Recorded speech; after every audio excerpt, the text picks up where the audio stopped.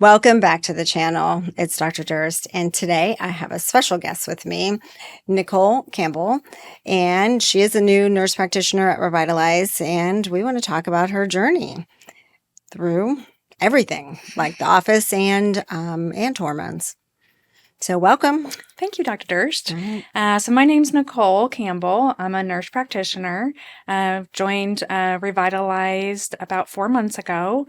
I have been medical for 25 years, mainly acute care, and then was doing palliative care, was dealing with a lot of chronic illnesses and felt like things just were being missed.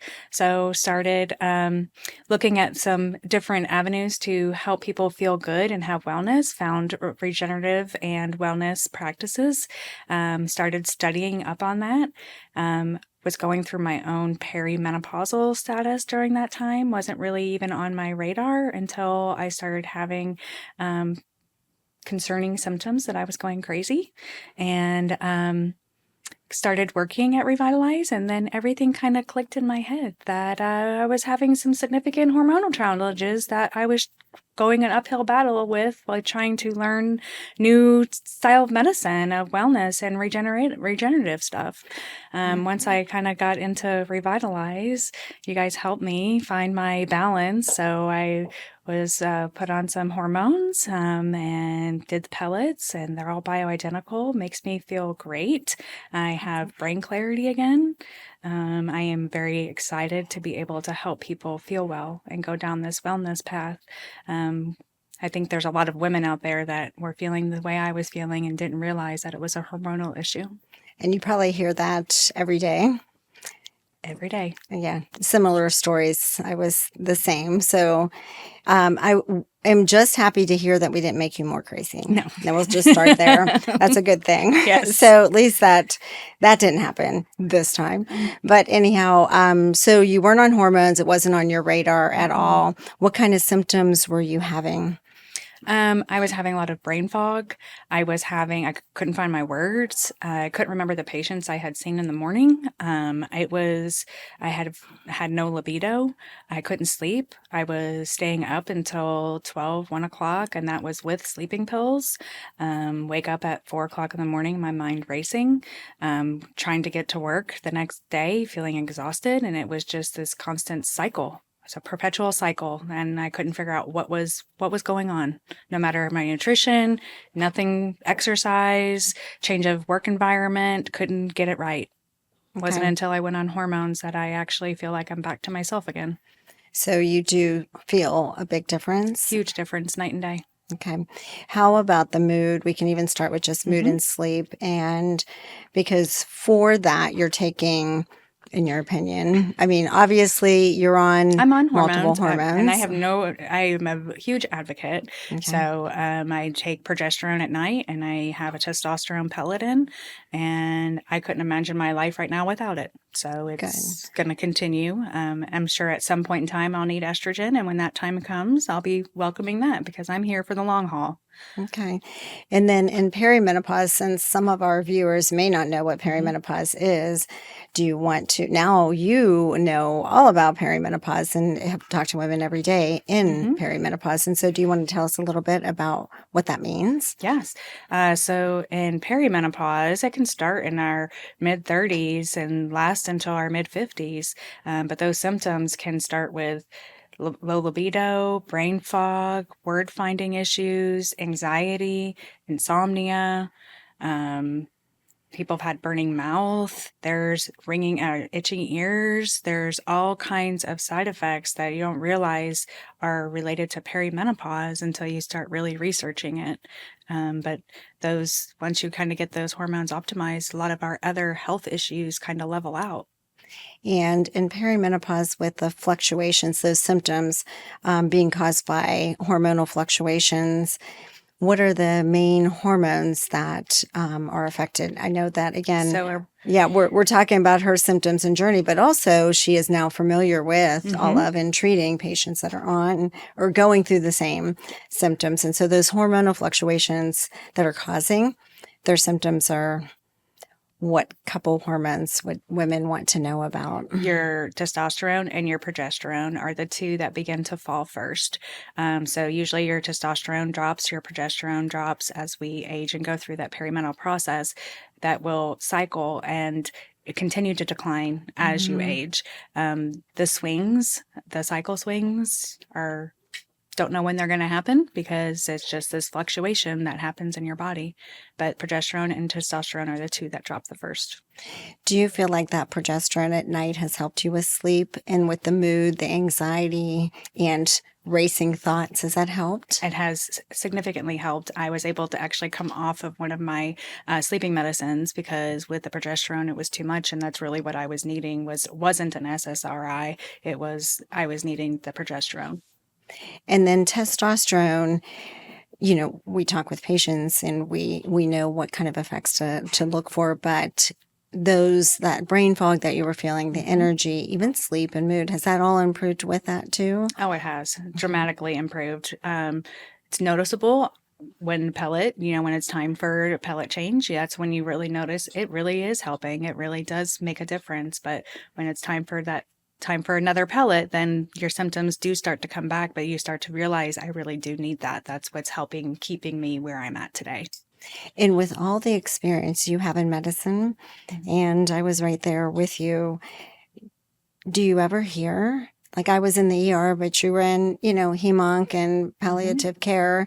Did you ever hear about hormones or perimenopause or menopause? No, and honestly, in oncology, you don't even want to talk about hormones because of cancers that are connected to hormonal imbalances. So we give a lot of hormone blockers, and we would deal with a lot of the symptoms of those patients that were on those hormone blockers.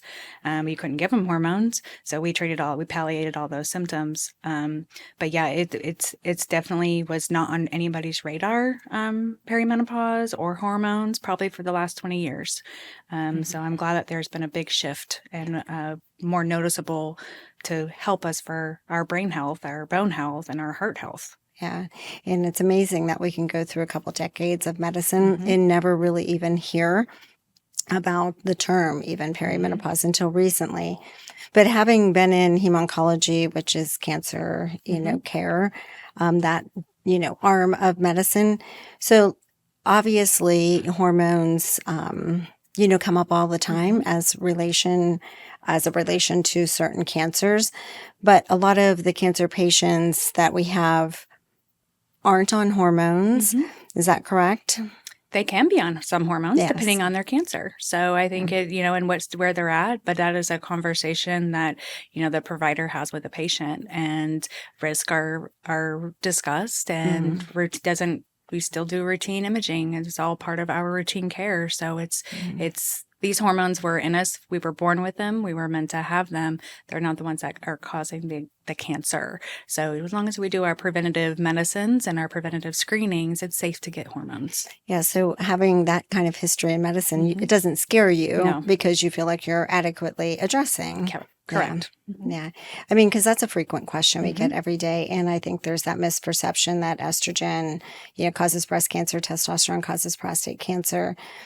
But I think if that were the case, just from a logical standpoint, and using bioidentical, which are identical, it seems like we would see that when those hormones were highest in a woman or a man. And so that's not what we're seeing. It's usually older patients, not always, obviously, depending on the cancer.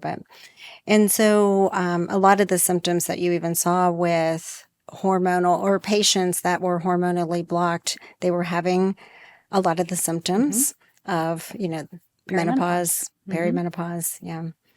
And no real options for that. Did you see a lot of vaginal dryness at all?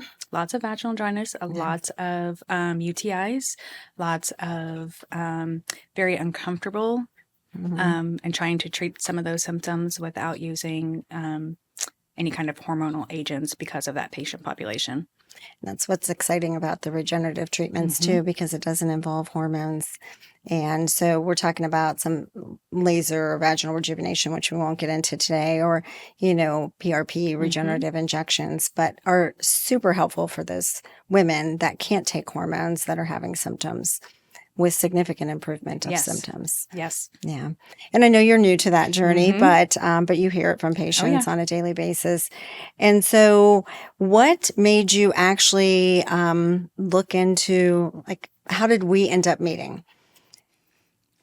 We ended up meeting when I wanted to get my own wellness. I was very unhealthy for a long period of time, had a significant weight loss over the last 5 years, and then came into my own wellness journey and felt like I was not able to provide the wellness to the patients in the way that I wanted to provide it.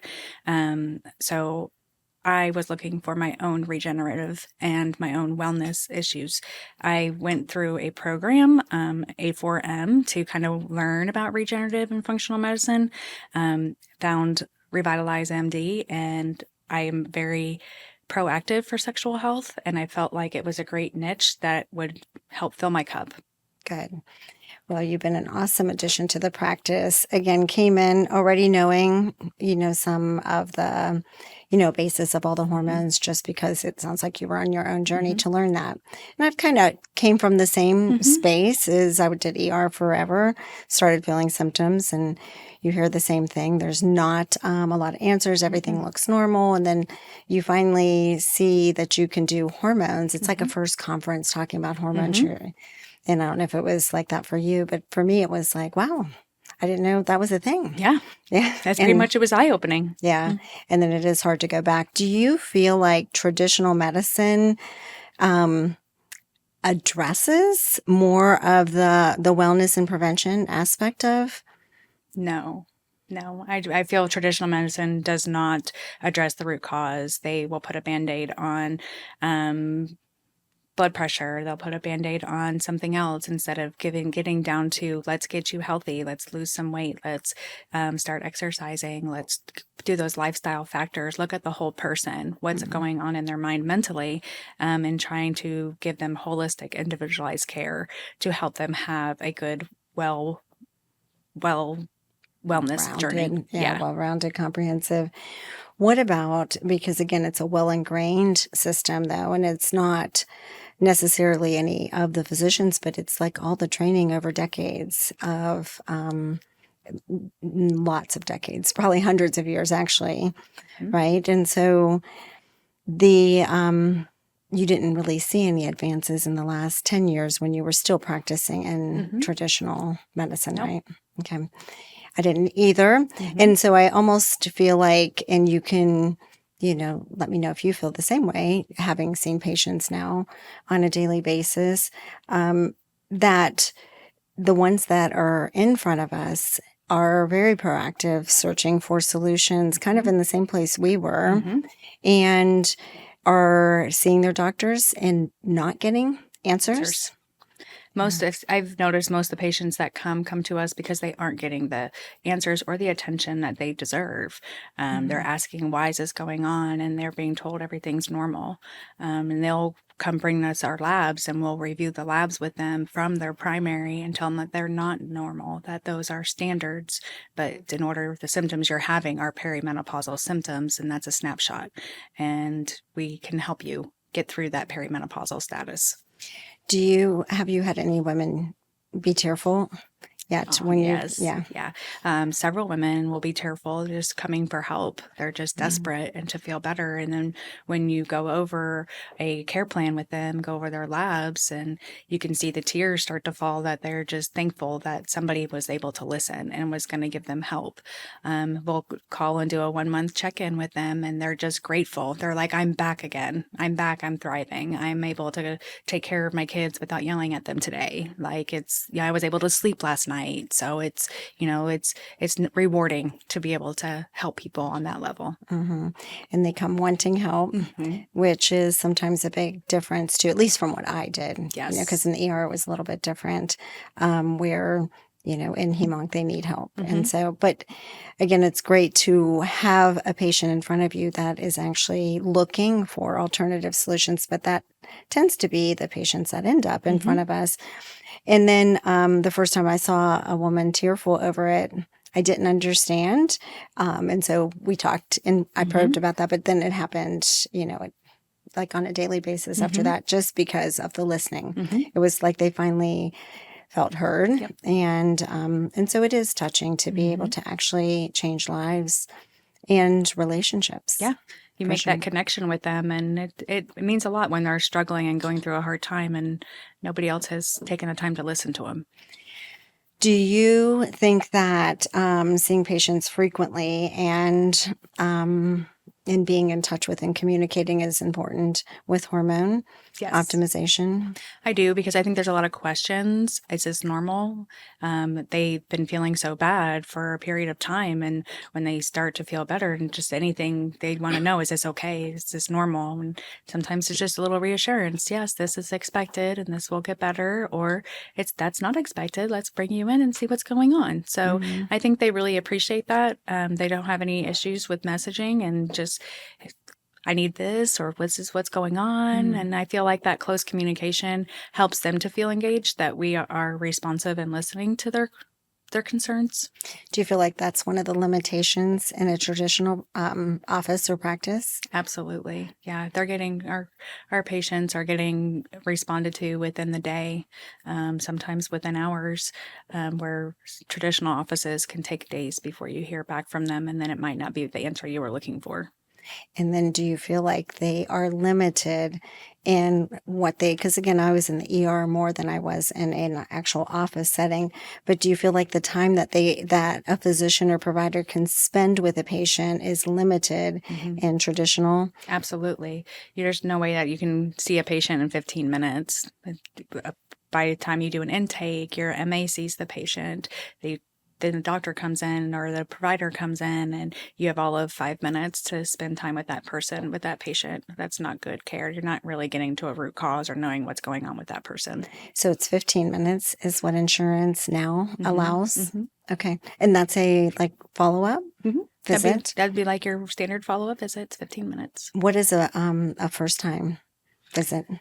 I think it's still only 15, 30 minutes. Okay. All right. For an initial or... Now, I didn't do primary, so that's a little, I just going off of my primary visit, which was just recently for my annual visit, and it was only a 15-minute visit. And so do you feel like we would ever be able to stay on schedule if we had only 15 minutes with the patient? Yeah. No, they require more time. They deserve more time. Yeah, no, I think that there's such a conversation that's had, and that's probably why we get to know them so well. And they're quite open. Do you find like they're open and discussing? And I don't think that they feel rushed. How do you feel about that? No, they don't feel rushed. They want to tell you everything. They want you to know what's going on with them. They want to know, is that normal? Is this not okay? What can I do about this? And they just want some guidance. And I just feel like they're going to the right people for the guidance. I'd rather them come to us and us be able to spend that time giving them good guidance than them getting some bad information off the internet. And then when it comes to sex, talking about sex, do you feel like there's any place in your training or overall in the traditional system that has allowed for an opportunity to talk about any kind of issues patients might be having sexually? No. Okay. Because I likewise had no rotations, no training in med school, no rotations, nothing in residency, no intakes, nothing that really talked about it. And another thing we hear on a regular basis, right? And so do you feel like they're uncomfortable when we have our intake that has a lot of sexual wellness questions? Oh, yes. I think they're a little taken back. Even just discussing with a patient in the room, just asking about their sex life, they get flushed and turn red and just kind of don't know how to answer it just because they're taken back. But then gently remind them that it's all part of our good overall health, and good sex is, everybody deserves that. So it's a very valid question and should be asked at every visit. Yeah, I agree. I recently had a woman that was, again, answering at first a little uncomfortable and then started opening up. And then she's like, this is probably more information than you need. And it wasn't it was just normal conversations for us. But I feel like they're actually ultimately relieved. Have you had any patients in any kind of follow-up visit that has requested not to talk about something in particular? No. Yeah. And so I feel like they need that avenue to discuss and time and feel heard and and all of the things. And so when we're talking, if somebody came, because we do peptides, we do the sexual wellness hormones, when somebody comes in with peptides, do you think it's important to guide them in hormonal issues if that is playing a role too? Yes. Okay. Because our hormones are our cellular health. That's part of our baseline. That's what our body's functioning off of. They're coming in for a peptide for something. It might be that they need hormone balance. So trying to get to the root cause of why they're seeking it could be that they just need an optimization of hormones, or it is for the peptide. Mm-hmm. And I will just say for peptides, for those that aren't listening to, because we do a lot of peptides in our practice, and I feel like it's almost a complementary to the hormone, as hormone being kind of the core, if there's a hormonal component to what their primary complaint or solution is that they desire. But I feel like peptides are amino acid sequences that are giving the body back what it needs. So they're synthetic, made in the lab, but identical, bioidentical to the actual peptide in the body, most frequently anyhow. Insulin being the first peptide. So, but I think that from a comprehensive standpoint, you would agree that, the overall comprehensive with hormone addressing if we need to, and at least informative, like they may still want just the peptide, but I think it's important still to discuss that you could be having an underlying factor that is contributing to that. And, peptides could help, but to really get to that root cause, sometimes it is hormone. So we met because you were coming to the office for really because you'd already been on a wellness, journey, and you were educating on it. And then, a position opened up, and that's how we ended up meeting. But you weren't yet doing any hormones. I wasn't. It wasn't until like week 3 of me working there that I get hormones, and that made a big difference in my training. Yeah. To actually experience at firsthand what it's like to go through from not having it then to being optimized night and day. I had a nurse that came in. There were 2 nurses training one time at the same time. And the one nurse was like yawning the entire time. And she was in her late 40s and had been yawning the whole time and had been on hormones already. She came on hormones. And so usually we're waiting till like 90 days, but the hormones are the things we always do earlier. And I'm like, girl, we need to get your hormones checked. Whatever they're doing, they're probably not doing it right. Because throughout the, afternoon, all she did was yawn. And that got better as well once we got our hormones. So I guess it's a benefit to the office, for us to hormonally optimize. And recently I had seen, and I don't know if you have thoughts on this, I had seen an article or a study about the stats on women that actually leave their job in menopause. Yes. And you're not too surprised by that. That leaving their jobs and divorce. Yeah. And there was like workplace accommodations being made, but they were talking about workplace accommodations, like places to nap, parking closer because they're tired or, it was like crazy accommodations. Like, so instead of like accommodating and like allow them to address or promote, from a corporate level, overall wellness. Yeah. It was accommodating in very strange ways. Yes. So they can take a nap while working. Yes. Yeah. And there were a couple other like really kind of bizarre ones, but anyhow, but I wasn't too surprised by the fact that people do leave on menopause, but so anything else that you want to talk about? I think that any peptides in particular that you're doing that you might like? Yes, I really like melanotan. So I've recently started using the melanotan to help with tanning. Didn't get to do my beach vacation this summer, so I was needed a little help. So I got the melanotan, and it has been great. It's been about 2 weeks. You only do it for 2 weeks, and then kind of maintenance dose after that. So I've been doing it, and my skin texture is different. I feel brighter. My color, the tan has come out more. Your skin looks amazing. Yeah, it feels great. So it's, I really have enjoyed the melanotan. Yes, it's one of my favorites too.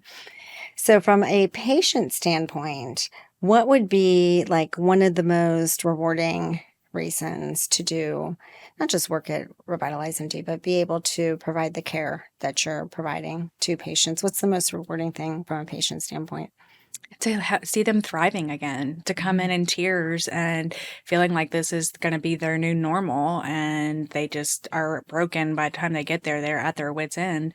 And then within 2 weeks of being their hormones starting to be optimized, they're starting to come out of their shell and they're really starting to feel better.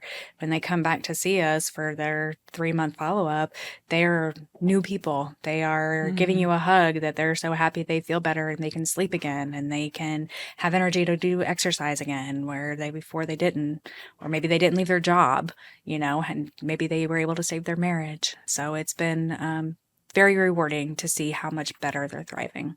Awesome. And do you feel like we should almost allow, like, again, have the options of the hormone replacement? There's so many opinions all over the place. And I think that there's a lot of people on social media, talking more about perimenopause and menopause, which is great. But at the same time, they get mixed messages depending on where it is. And even guidelines can be very mixed with it. Do you feel like a woman is capable of making an informed decision after meeting with a hormone specialist as to what's right for her? Absolutely. Absolutely. Yeah. It's that simple, isn't it? Yeah. So I think that we need to probably worry less about what the guidelines are and what physicians say and all the things. If there's safe options available and you have labs that guide that and you meet with somebody that informs, gives you the advantages, disadvantages, side effects, benefits, risk, all that, that a woman should be capable Absolutely. of making that decision. And a man, because we do men too. Yeah, but it seems to be a more recent, issue around women. So I agree. I think that's the big thing is informed decisions. Women are capable of making that. And they want it. They come wanting information. They want to know, is this going to cause this? What's going to happen next? So we lay it all out. There's very informed consent on what's going on and what's going on in their body, why they're feeling the way they're feeling, and then how to help them to feel better by showing them the evidence in their lab work. And this is what we need to do to get you to feel better. And then when they come back, they realize that it's really what they were needing the whole time was just their hormones optimized. Yeah. And then I also think that just they have the informed decision, but they're coming to us like as it's a voluntary move. So it's not as if, you're required to have a yearly physical or, somebody's dictating you see somebody. They actually are completely on their own seeking solutions. They are. And they're very accountable. They are compliant. They want the information. They want to feel better. I agree with you fully. So hopefully if you are a woman going through perimenopause or menopause, that this helps. And the reason why it's so important to sit down, not only is Nicole an awesome nurse practitioner and has incorporated into the practices if you've been here forever. She's awesome with patients, but it's such a rewarding thing, rewarding from a provider standpoint, I feel, for us to be able to provide the solutions. So not just educate, patients, but also have a place where they can go and feel comfortable and get the solutions they're looking for. So I love that you ended up coming to us and leaving traditional medicine. I know that's a big move too, after you've done it for a couple decades. Yeah. But we're so glad you did. Thank you. And I'm glad you shared, and hopefully Nicole's journey will help you. Thank you very much. Thank you.